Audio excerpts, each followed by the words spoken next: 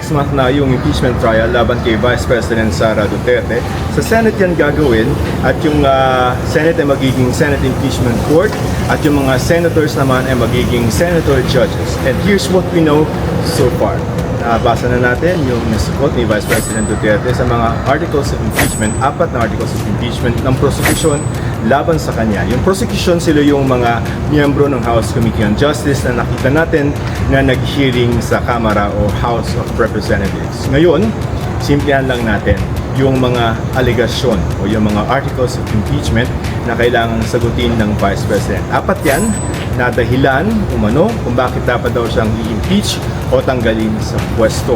Una, Article 1, yan yung illegal na paggamit ng 500 million pesos na confidential funds ng Office of the Vice President at 112.5 million naman na pondo ng DepEd.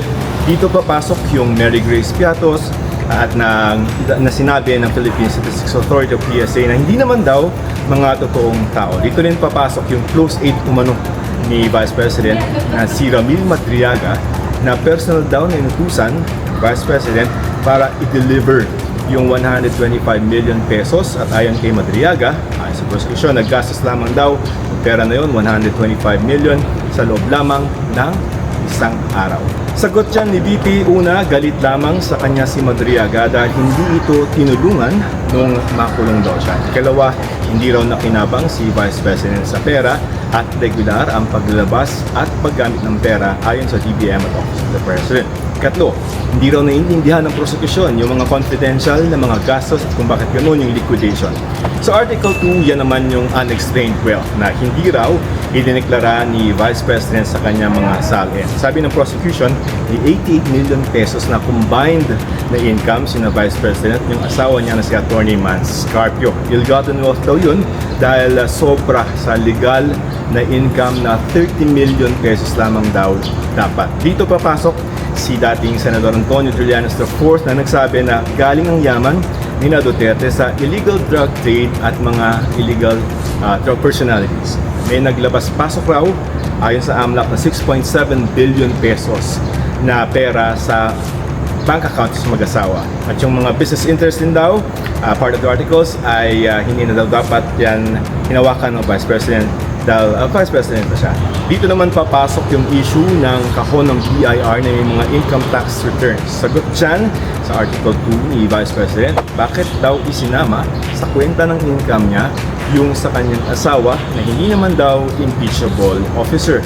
Ipinagbabawal din daw ang paglalabas ng record ng AMLAC at yung paglabag, yung record nitong si Trillanes ay paglabag sa mga bank secrecy laws, yung mga inilabas ni Senator Trillanes sa investigation ng committee. At hindi raw automatic kung ipinagbabawal ng konstitusyon ang pagdadivest ng mga business interest ng isang Vice President maliban na lamang kung may conflict of interest. Doon naman tayo sa Article 3, ito yung graft and corruption sa DepEd. Nagbigay daw ng mga pera sa mga sobre si Vice President sa ilang mga opisyal ng DepEd para influensyahan ang procurement process.